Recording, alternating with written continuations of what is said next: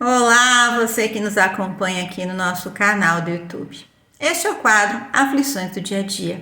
E a aflição da qual vamos falar hoje é a aflição pela qual passa o cuidador de um familiar doente. Condição comum e profundamente dolorosa.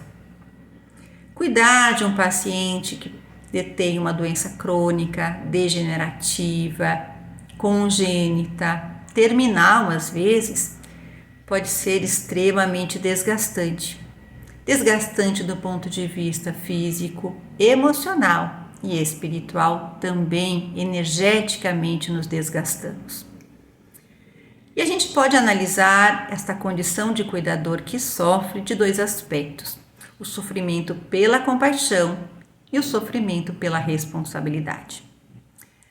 O sofrimento pela compaixão é quando o cuidador ele se compadece. Ele tem muita pena do sofrimento do doente, as dores que o doente tem, os tratamentos ingratos muitas vezes pelos quais o doente passa, as limitações que o doente possui, as experiências de vida que são negadas pela sua condição patológica. E aquela dor, aquele sofrimento, aquela pena corrói o cuidador por dentro. E ele sofre. E a doutrina espírita tem a dizer a este sofrimento, a este cuidador que sofre, o porquê sofremos. E dessa forma traz um pouco de consolo. Você pode ler no Evangelho segundo o Espiritismo, Bem-aventurados os aflitos.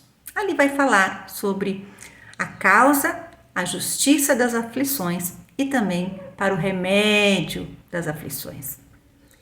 E a gente pode entender que essas doenças significativas, elas fazem parte de uma programação reencarnatória e que aquele doente escolheu passar por aquela experiência como provação ou expiação. E que aquela doença tem uma finalidade de curar o seu corpo espiritual e livrar aquela pessoa de uma mágoa, de um remorso, de uma consequência negativa que ela mesma provocou para ela. Entendendo desta forma, entendendo a doença como uma libertação, como um resgate, reduz a nossa revolta e a gente se torna um pouco mais sereno diante do quadro da aflição. E também a doutrina espírita explica que aqueles que compartilham intimamente da experiência da doença, ou seja, familiares e cuidadores, igualmente se comprometeram em auxiliar aquele ser na sua provação, no seu resgate. Igualmente têm ligações pretéritas com aquele espírito e se comprometeram a ajudá-lo. Assim, ambos estão em missões. Ambos têm uma responsabilidade a cumprir. Ambos vão se beneficiar se cumprirem bem as suas tarefas. E falando do mal e o remédio, que está lá no capítulo 5 do Evangelho segundo o Espiritismo, o remédio é a fé. O remédio é a prece que ampara a todos no momento das dificuldades. Então a gente reduz a nossa revolta compreendendo o porquê e se fortalece na fé. Outro aspecto que eu falei, que eu mencionei, foi o da responsabilidade. Às vezes o cuidador se dedica ao doente não por afeto, mas por responsabilidade. Muitas vezes, antes mesmo da doença se manifestar, não haviam nem maiores laços de amizade, de afeto entre esses parentes. Mas por necessidade e responsabilidade, o cuidador cuida do doente. Cuida, mas intimamente se ressente. Porque isso aconteceu comigo, porque que eu abro mão do meu tempo e de tantas questões que eu gostaria de fazer para cuidar deste doente. Mas eu tenho que. E ao cumprir a sua missão por responsabilidade, ele vai estar também cumprindo uma programação reencarnatória. Se cumprir bem, se cumprir de forma resiliente, de forma abnegada, vai conquistar merecimentos. E sempre a gente lembra, é dando que se recebe.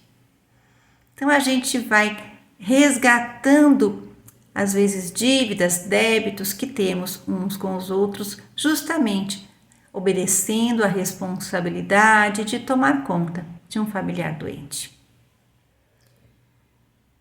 Nos dois casos, o cuidador necessita de compreensão daqueles que o rodeiam. Lembrar que ele não é doente, mas que ele tem necessidades, tem fraquezas, tem importantes cuidados que ele precisa ter.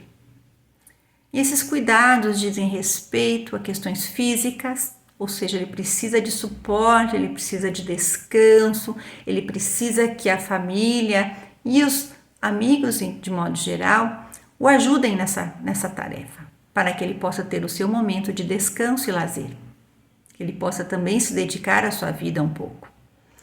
Este cuidador necessita de amparo psicológico, muitas vezes, grupos de apoio e compreensão da família.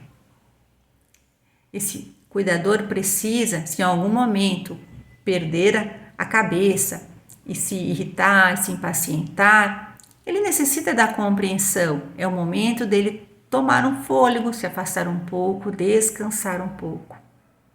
Este cuidador precisa também do amparo espiritual.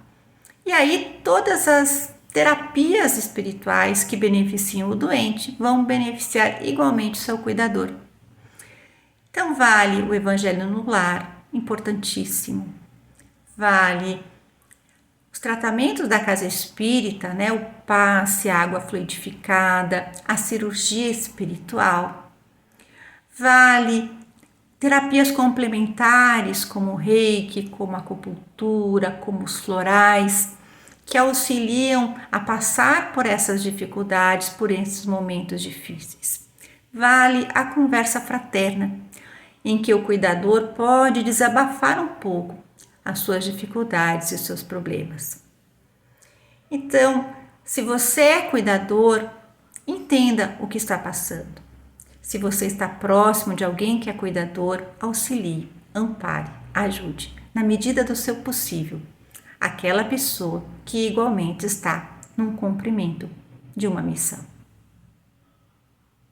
Eu espero que este vídeo tenha trazido uma boa reflexão. Se você gostou, compartilha. Se você gostou, deixe o seu like. E até um próximo vídeo, se Deus quiser. Tchau, tchau.